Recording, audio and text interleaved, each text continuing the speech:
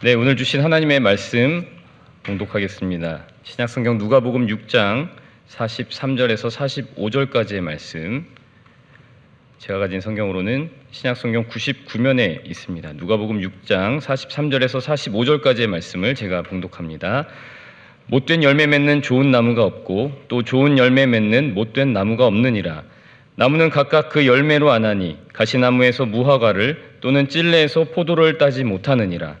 선한 사람은 마음에 쌓은 선에서 선을 내고 악한 자는 그 쌓은 악에서 악을 내나니 이는 마음에 가득한 것을 입으로 말함이니라. 아멘. 말씀을 요즘에는 젊은 사람이나 또 나이 드신 분들이나 다들 건강에 굉장히 관심이 많은 그런 시대를 우리가 살아가고 있습니다. 그래서 건강 검진을 이제 받았다 이런 말들을 이제 자주자주 듣게 되는데요. 건강 검진을 하다 보면은 이제 위내시경이나 뭐 대장내시경이나 이렇게 내시경을 받게 되는 경우들이 종종 있습니다. 이제 제가 아는 분 중에 한 분은 굉장히 뭐랄까요, 세신 건지 수면을 안 하고 자기는 하루에 그걸 다 했다.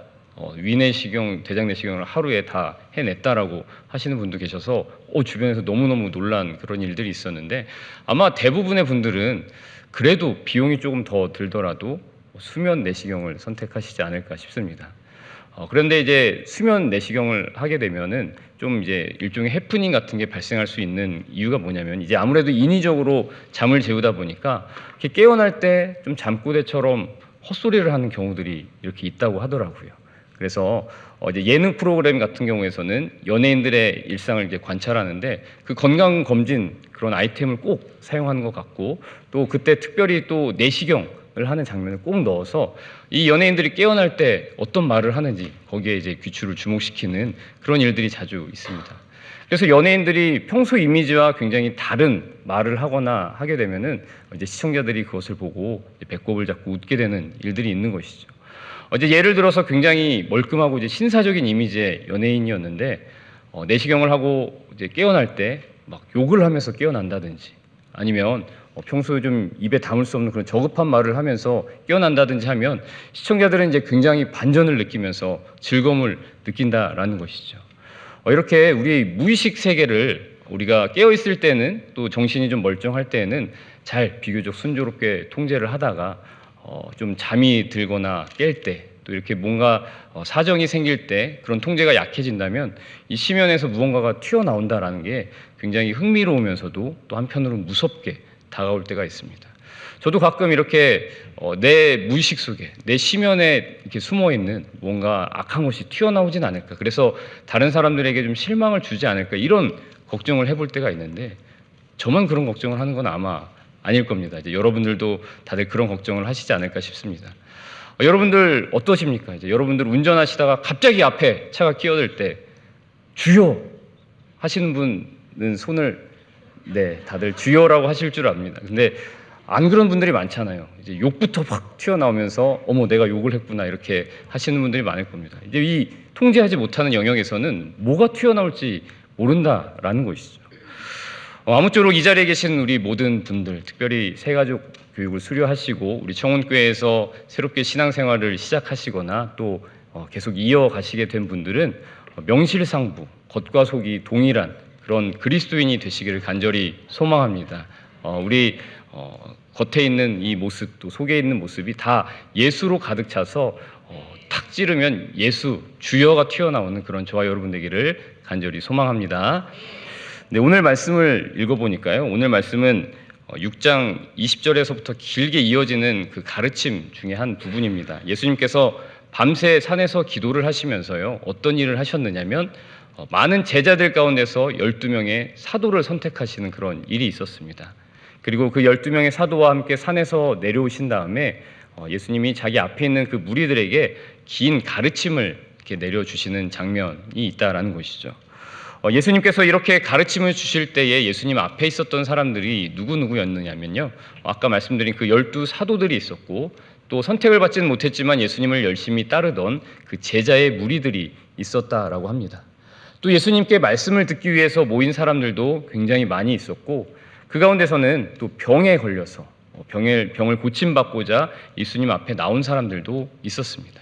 또한 심지어 귀신이 들려서 이렇게 예수님께 고침을 받고자 나온 사람들도 있었고, 유대인이 아니라 이방인인데 예수님의 그 소문을 듣고 이곳까지 찾아온 그런 사람들이 있었다라고 말씀에 기록이 되어 있습니다. 예수님을 찾아온 이 모든 사람들, 예수님께 가르침을 받는 이 사람들의 공통점을 찾아보자라고 한다면 이들에게는 결핍이 있었다라는 그러한 공통점이 있습니다. 뭐 귀신 들린 사람들, 병 고침을 받아야 하는 사람들, 이 사람들은 당연히 이제 큰 결핍이 있는 것이죠. 어제 유명한 의원들에게 아무리 가서 병을 고치려고 해도 이 병이 고쳐지지를 않는 겁니다. 그래서 너무나 간절한 마음으로 예수님께 찾아온 불치병 환자들, 난치병 환자들이 많이 있었을 것입니다. 또한 귀신에 사로잡혀 스스로의 삶을 주관하지 못하고 오히려 스스로를 파괴하고 있었던 그런 사람들, 또 그로 인하여서 크게 고통받고 있었던 그 가족들도 아마 그 자리에 많이 있었을 것으로 보입니다.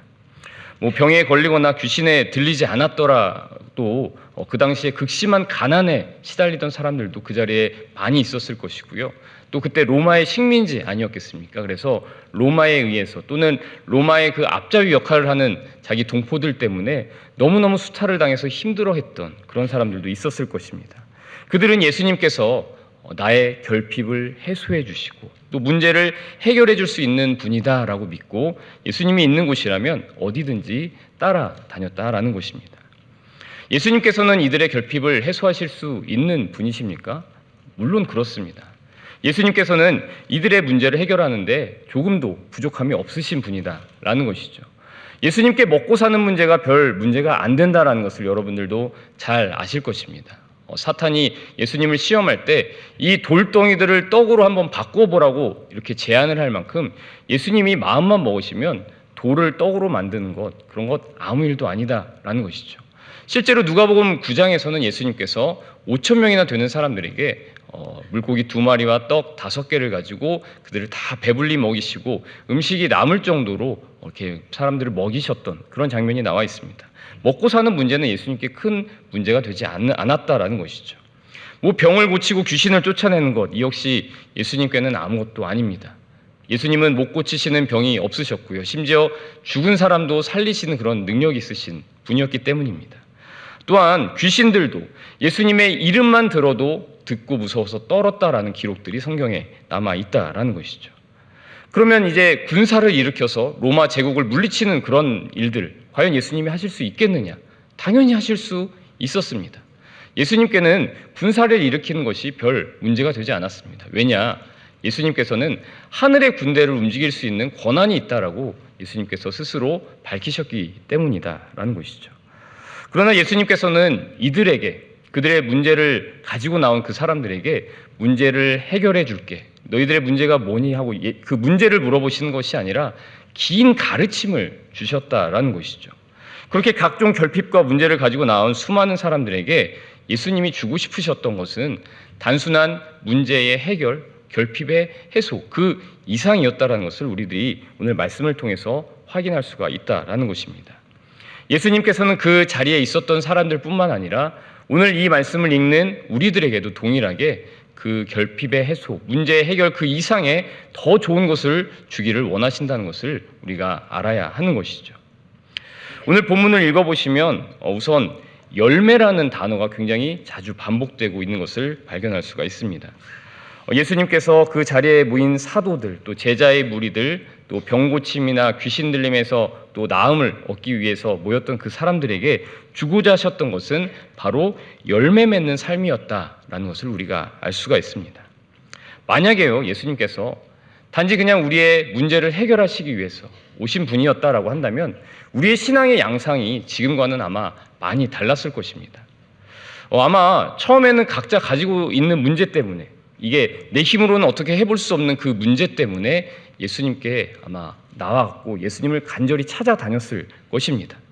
뭐 건강의 문제라든지요, 아니면 우리 자녀의 문제, 또 내 진로의 문제, 경제적인 문제 등등 그런 여러 가지 문제를 가지고 주님을 만나고자 애를 썼을 것입니다. 그렇게 간절한 마음을 가지고 예수님을 드디어 만나서 예수님께 그 문제가 해결받았다라고 한다면 우리는 과연 계속해서 주님을 따르고 또 주님을 의지할 수 있겠는가 한번 생각을 해보아야 한다는 것이죠. 문제가 만약에 해결이 된다면 그래서 다른 사람들처럼 나도 건강해지고 또 내 자녀와의 관계가 회복되고 또 내가 원하는 대학에 들어가고 원하는 직업을 가진다라고 한다면 우리는 더 이상 결핍 없이 또 문제 없이 살아갈 수가 있겠습니까? 저는 단호하게 그렇지 않다라고 말씀드릴 수 있겠습니다. 우리가 이 땅에 발붙이고 살아가는 한 우리에게는 또 다른 결핍이 찾아올 수밖에 없고 또 다른 문제가 찾아올 수밖에 없기 때문에 그렇습니다. 또한 우리에게는 아주 악한 습성이 있죠. 나의 상황을 다른 사람들과 비교하는 그런 악한 습성이 있습니다. 그래서 금세 감사를 잊어버린다라는 것이죠. 문제가 해결됐을 때는 너무너무 좋고 너무 감사하다고 예수님께 말했으면서도 금세 그 감사를 잊어버리고 다른 사람들과 비교하면서 또다시 스스로 결핍과 문제를 만들어내는 것이 바로 우리들이라는 것이죠. 그래서 그 이전보다 더 안 좋은 처지 아니면 최소한 똑같은 처지에 빠지게 된다라는 것이죠. 그때마다 물론 주님을 찾으면 주님께서 도와주시겠지만 이제는 우리도 머리가 커져서 내가 원하는 때에 내가 원하는 방법대로 주님이 문제를 해결해 주시지 않으면 이제 더 이상 주님을 의지하지 않고 주님을 떠나게 될 확률이 얼마나 높아질지 생각을 해봐야 합니다. 우리에게 무언가 더 근원적이고 좀 더 영적인 부분에 대한 그런 변화가 이루어지지 않는다면 주님께서 이 열매라고 말씀하시는 것에 우리가 집중하지 않는다면 우리는 평생 결핍에 시달리고 문제에 시달리다가 이 교회 저 교회 더 나아가서는 이런 무속인이라든지 다른 종교에까지 찾아가면서 기웃기웃 문제를 해결하려고 하다가 그냥 죽고 말 그런 불쌍한 인생들이 되고 만다라는 것입니다. 이와 관련해서 제가 아는 분 이야기를 하나 하려고 하는데요. 제가 예전에 섬기던 교회에서 굉장히 유명한 분이 한 분 계셨습니다. 그분은 동네에서도 굉장히 유명했고 또 교회에서도 굉장히 유명하셨습니다. 좋은 일로 유명하면 너무너무 좋겠는데 이분은 술 취하면 이렇게 행패를 부리는 것으로 굉장히 유명한 분이었습니다. 이제 어떤 해프닝도 있었냐면요. 이제 교회에서 예배를 마치고 주일날 목사님들, 장로님들이 교회 밖에서 이제 쭉 서서 교인들과 인사를 나누고 있는데 저 멀리서 담임 목사님 이름을 감히 이렇게 막 함부로 부르면서 오는 소리가 들리는 겁니다. 누가 그러나 하고 쳐다봤더니 그분인 거예요. 술을 한잔 하시고 담임 목사님을 향하여서 막 달려오는 그 사람을 제압하기 위해서 옆에 있었던 사람들이 꽤나 애를 먹었던 그런 기억이 있습니다. 굉장히 악명 높은 분이죠. 동네에서도 너무 사고를 많이 쳐서 다들 손사래를 치는 그런 분이었습니다. 근데 이분이 그냥 동네 주민이면 괜찮겠는데 교인 등록까지 해놓으셔서 이 교회를 못 오게 할 수도 없고 참 난감했던 기억이 있습니다. 이제 저는 부목사니까 이제 굉장히 요주의 인물이다라고 생각을 하면서 예배 때 방해가 되지 않도록 또 다른 성도들을 해코지하지 못하도록 잘 지켜봐야 되겠다. 이 정도 생각을 하면서 이분을 바라보았던 기억이 있습니다. 그런데 나중에 알고 보니까요. 너무너무 또 눈물 나는 사연이 있었더라고요. 이분을 너무나 딱하게 여긴 그 교회 집사님들 몇 분이 이분들을 굉장히 오랜 시간 동안 케어를 해왔었다라는 것을 알게 되었습니다. 집사님들께서 이분에게 수시로 이렇게 식사도 사주시고 또 제정신일 때는 같이 예배도 드리고 또 말씀도 가르쳐 주시고 이렇게 계속 교제를 해왔다라는 것을 알게 되었습니다.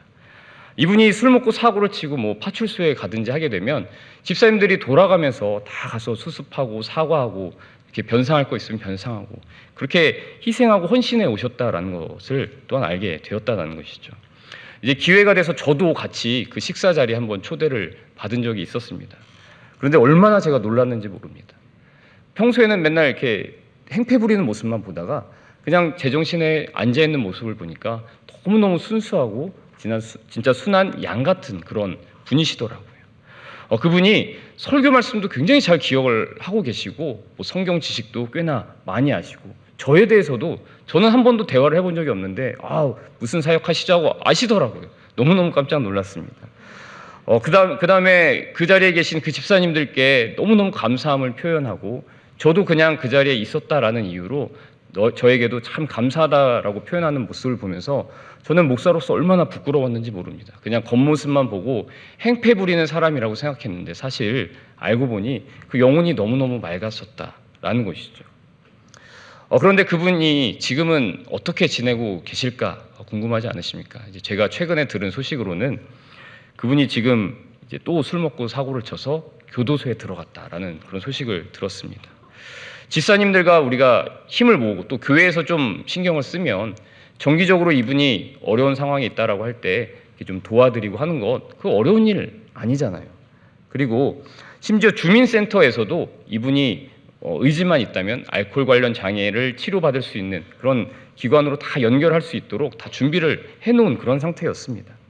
그런데 결정적으로 이분이 본인이 이 치료의 자리로 가지 않고 또 술에 손을 대는 바람에 돕고자 하는 그 모든 사람들의 수고가 물거품이 되고 그분의 처지가 갈수록 악화될 수밖에 없었던 것을 옆에서 지켜보면서 얼마나 안타까웠는지 모릅니다. 방금 들려드린 얘기는 굉장히 이제 극단적인 상황이죠. 그래서 나는 저 사람과는 다르다라고 아마 다들 생각하실 겁니다. 근데 저는 그분을 직접 만나고 나서 나와 이분이 그렇게 크게 다를 바가 없구나라는 생각이 들었습니다. 그냥 술에 약하실 뿐이고 나는 덜 약할 뿐이지 이분과 나는 그렇게 크게 차이가 없구나라는 생각이 들었습니다. 우리가 예수님과의 관계를 제대로 설정해 놓지 못한다면, 예수님을 그냥 단순히 하나의 해결책으로만 생각을 한다라고 한다면 우리의 처지 역시 그분과 마찬가지로 그냥 항상 다람쥐 쳇바퀴 돌듯 계속 반복하는 삶을 살아갈 수밖에 없다라는 것이죠. 그냥 이 교회 가면 해결되고 저 교회 가면 해결 안 되는 그런 차원의 문제가 아니다라는 것입니다. 예수님께서는 오늘 말씀을 통해서 우리가 좋은 열매를 맺는 좋은 나무가 되길 원하신다라고 말씀하십니다. 그래서 우리의 삶이 더 이상 이러한 결핍에 휘둘리거나 문제에 휘둘리지 않도록 주님께서는 바라고 계신다라는 것이죠. 44절 말씀을 보시면 나무는 각각 그 열매로 아나니 가시나무에서 무화과를 또는 찔레에서 포도를 따지 못하느니라 라고 말씀을 하십니다. 굉장히 당연한 말씀처럼 여겨지죠. 무화과 나무에서 무화과가 나오는 거고 포도나무에서 포도가 나오지 어떻게 가시나무에서 무화과가 나오고 찔레에서 포도가 나올 수가 있겠습니까? 이 당연한 말씀을 왜 하시나 한번 생각을 해보니까요. 당시 시대상이 그랬다라는 것입니다. 당시 시대상이 가시나무에서 무화과를 기대하고 또 찔레에서 포도를 기대하는 그런 어리석은 시도들이 있었기 때문에 예수님이 이런 말씀을 하셨다라는 것이죠. 당시에는 가시나무와 같은 사람, 찔레와 같은 사람들에게 맛있고 좋은 열매가 나올 것이다라고 또 인생의 진리와 참된 가르침이 나오리라고 착각했던 그런 시대였다는 것을 우리가 이 말씀을 통해서 알 수가 있는 것이죠. 가시나무나 찔레에 대해서 이렇게 아시는 분들 또 직접 만져보신 분들은 아시겠지만 그 특징은 줄기에 날카로운 가시가 달려있다라는 것입니다. 가시나무는 가시가 눈에 보일 정도로 크게 달려 있어서 우리가 멀리서도 이제 저거는 좀 조심해야 되겠다 알 수가 있는데 이제 찔레 같은 거 있잖아요. 예를 들어 뭐 산딸기 덩쿨이라든지 이런 비슷한 종류들은 멀리서 보면 가시가 안 보입니다. 그냥 이렇게 복슬복슬한 털처럼 보여요. 그래서 모르고 손을 딱 댔다가 그 반대 방향으로 손을 탁 옮기게 되면은 뽑으려고 탁 들게 되면은 손에 아주 큰 상처를 입게 됩니다. 아주 미세한 가시들이 그 안에 있다라는 것이죠. 예수님 당시에 그런 사람들이 있었습니다. 스승으로 불리던 사람들, 종교 지도자로 여겨지던 그런 사람들이 그렇게 하나님의 말씀으로 다른 사람들을 찌르는 역할들을 했었다라는 것이죠. 누가복음 18장에 보면 예수님께서 두 사람의 기도를 대조해서 보여주시는 말씀이 있는데요. 한 사람은 바리새인, 즉 종교 지도자입니다. 그리고 또 한 사람은 세리, 죄인의 대명사고요. 또 자기 혼자 잘 먹고 잘 살려고 민족까지 배반하는 그런 사람입니다. 이 두 사람의 기도를 예수님께서 대조해서 보여주시는데 예수님이 재현해서 보여주는 바리새인의 기도는 이렇습니다. 이제 사람들 다 보이는 데서 서서 하나님이여, 나는 이 세리와도 같지 않고 또 토색 불이 간음을 하는 자들과 같지 않고 일에 2번씩 금식하고 11조를 하게 하여 주셔서 감사합니다. 이렇게 자기의 의를 드러내는 기도를 한다라고 예수님이 말씀하셨습니다. 바리새인을 비롯한 종교 지도자들은 이와 같이 죄인들을 찔리게 만들고 자신들의 의를 드러내는데 굉장히 열심을 냈다라는 것이죠. 당시 평범한 사람들, 잘 모르는 사람들은 그저 그게 옳은 줄 알고 그렇게 가시나무와 같고 찔레같이 자신들을 찌르는 사람들 옆에서 그들에게 찔리면서 진리를 얻고자 또 영적으로 인도를 받고자 했다라는 것입니다. 예수님이 보시기에 당시의 사회상은 이렇게 가시나무에서 무화과를 기대하고 찔레에서 포도를 기대하는 그런 것이나 마찬가지의 그런 모습이었습니다. 종교 지도자들이 아무리 자신을 포장한다 할지라도 또 하나님과 친한 척을 한다 할지라도 그들은 그저 찌르는 자에 불과했다라는 것이죠. 오죽하면 그들은 하나님의 아들 예수 그리스도를 알아보지를 못했습니다. 그래서 예수님마저 찌르려고 했고 실제로 그들이 예수님을 십자가에 못 박혀 죽도록 만들었다라는 것이 성경에 다 기록되어 있다라는 것이죠. 예수님은 그렇게 하나님의 말씀으로 다른 사람들을 찌르는 것이 절대로 열매를 가져다 줄 수 없다라고 말씀하십니다. 우리가 읽진 않았지만 오늘 본문 바로 앞에 있는 42절 말씀을 보시면요. 너는 네 눈 속에 있는 들보를 보지 못하면서 어찌하여 형제에게 말하기를 형제여 나로 내 눈 속에 있는 티를 빼게 하라 할 수 있느냐, 이런 말씀을 하십니다. 다른 사람을 찌르고 또 다른 사람의 티를 지적하는 그런 행위는 결국 자신의 삶에 아무런 열매도 가져다 주지 못하고 또 자신의 과오만 더 드러나는 행위다라는 것을 예수님이 가르쳐주고 계시는 것이죠. 결국 가시나무는 무화과를 낼 수가 없습니다. 가시나무가 무화과나무로 변해야만 무화과를 낼 수가 있는 것이고 찔레는 계속 찔레로 남아있을 수밖에 없다라는 것을 예수님이 말씀을 하시는 거죠. 45절 말씀을 읽어보면 예수님이 이렇게 말씀을 하십니다. 선한 사람은 마음에 쌓은 선에서 선을 내고 악한 자는 그 쌓은 악에서 악을 내나니 이는 마음에 가득한 것을 입으로 말함이니라.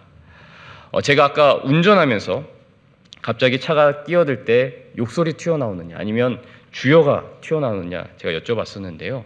단순히 주여라고 말은 했지만 그냥 욕설을 안 했다라고 해서 우리가 좋은 나무다라고 볼 수는 없을 것입니다. 46절 말씀을 보시면 너희는 나를 불러 주여 주여 하면서도 어찌하여 내가 말하는 것을 행하지 아니하느냐 이렇게 책망하시는 내용이 나오는데요. 그냥 주여 주여만 한다고 좋은 나무, 선한 사람으로 볼 수는 없다라는 것입니다. 욕만 안 했다 뿐이지 늘 우리의 말에 원망과 불평과 짜증 이런 것들이 묻어 있다면 또 말만 번지르르 하고 실제 삶은 말씀과 완전히 동떨어져 있는 삶이다라고 한다면 그 나무는 가시나무 같고 찔레와 같은 나무가 될 수밖에 없다라는 것이죠. 지금 나의 상황이 어떻든지 간에 감사와 찬양과 격려 또 친절이 흘러나와야 우리가 그렇게 무화과 나무 같고 포도나무와 같은 그런 값진 열매를 맺는 나무라고 할 수가 있는 것이죠. 그렇다면 우리는 어떻게 해야 되겠습니까? 45절 말씀에 나와 있는 것처럼 마음의 선을 쌓아야 되겠구나. 그래서 말씀도 많이 읽고 기도도 더 많이 하고 주야로 하나님의 말씀을 묵상하면서 마음의 선을 쌓으면 탁 치면 이제 선한 말이 나오겠구나. 아마 그런 생각을 하실 수 있을 것입니다. 그것도 물론 틀린 생각은 아니죠. 시편 1편에 복 있는 사람은 여호와의 율법을 즐거워하여 그 율법을 주야로 묵상한다라고 하였으니까 그러한 삶도 굉장히 복된 삶이고 하나님이 기뻐하시는 삶임에 틀림이 없습니다. 그렇게 분명히 마음의 선을 쌓기 위해서 애쓰는 사람을 하나님께서 기뻐하실 것입니다. 그러나 좀 전에 우리가 살펴보았듯이 오늘 주시는 말씀은 그렇게 내 스스로 노력하라는 말씀이 아니라요.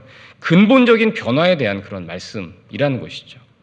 단순히 좀 더 노력해서 좀 더 좋은 사람이 되어라 라는 정도의 말씀이 아니었다라는 것입니다. 45절 말씀을 꼼꼼하게 한번 읽어보시면요. 너희들이 마음의 선을 쌓으면 선한 사람이 된다. 이렇게 조건절로 되어 있지가 않습니다. 이런 조건이 없습니다. 좀 전에 살펴보았던 가시나무 같고 찔레 같은 그 당시 종교 지도자들의 마음에 쌓여 있었던 것, 그들의 마음에 쌓여 있었던 것도 우리와 똑같은 하나님의 말씀이었습니다. 율법이었습니다.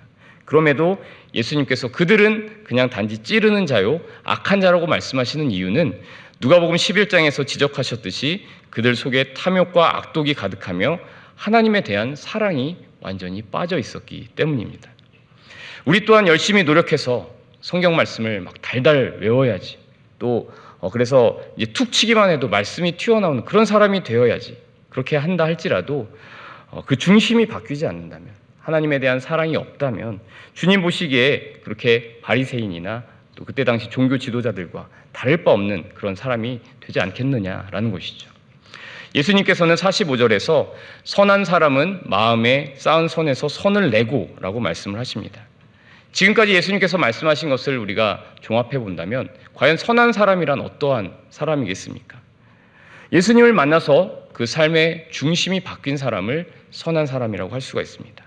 더 이상 바람에 나는 겨처럼 결핍이나 문제에 더 이상 휘둘리지 않는 그러한 사람이 선한 사람이다라는 것이죠. 그래서 가시나무와 같이 찔레와 같이 나를 찌르더라도 좀 내게 유익한 말씀을 듣고자 하는 그런 어리석은 시도를 하지 않는 사람들이, 그렇게 예수 그리스도 안에 거하기로 결단하는 사람들이 선한 사람이요 마음에 선을 쌓을 수 있는 사람이다 라고 예수님은 말씀하시는 것입니다.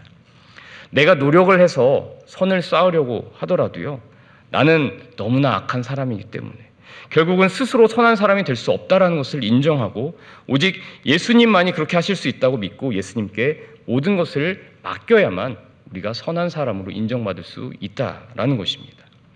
선한 사람이 되려면 많은 노력이 필요할 것 같습니다. 이렇게 애를 써야 할 것 같습니다. 하지만 역설적으로 우리가 아무것도 하지 않고 오히려 믿기만 할 때에 우리가 선한 사람이 될 수 있다는 것을 기억해야 한다는 것이죠. 하나님께서는 그 믿기만 하는 그 믿음을 보시고 우리를 의롭다라고 하시고 선하다라고 인정해 주시는 것입니다. 그래서 우리가 예수 그리스도로 가득한 사람이 될 수 있도록 도와주시고 예수 그리스도의 통치를 받는 사람으로 삼아 주시는 것입니다. 그렇게 예수 그리스도로 가득한 사람은 다른 사람을 정죄하고 또 지적하는 말이 아니라 다른 사람을 격려하고 축복하고 살리는 말을 할 수 있는 그런 사람이 되어서 무화과와 포도와 같은 값진 열매를 맺으며 살아간다는 것을 기억하시기 바랍니다. 성경 인물 중에 가시나무와 같고 또 찔레와 같은 그런 인생을 살다가 예수님을 만나서 무화과 나무와 같은 인생을 살게 된 그런 사람이 하나 있습니다. 바울이라는 사람인데요. 그가 갈라디아서 5장에서 성령의 열매에 대해서 소개하고 있는 부분을 살펴보면서 말씀을 마무리하고자 합니다. 갈라디아서 5장 22절에서 24절 말씀인데요. 오직 성령의 열매는 사랑과 희락과 화평과 오래 참음과 자비와 양성과 충성과 온유와 절제니 이 같은 것을 금지할 법이 없느니라. 그리스도 예수의 사람들은 육체와 함께 그 정욕과 탐심을 십자가에 못 박았느니라. 아멘. 정욕과 탐심을 십자가에 다 못 박고 오직 예수 그리스도로 가득하여 아름다운 열매를 맺으며 살아가는 저와 여러분 되기를 간절히 소망합니다.